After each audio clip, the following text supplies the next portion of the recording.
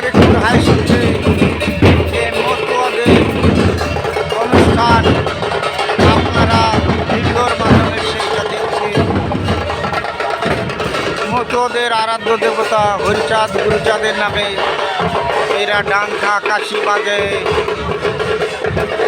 উল্লাস করছে এবং ঠাকুরের হরিবল নামে মেতেছে। আপনারা সেটা দেখছেন মহাবাড়িপুর হাই স্কুলে উত্তর নদিয়া মতো সম্মেলন।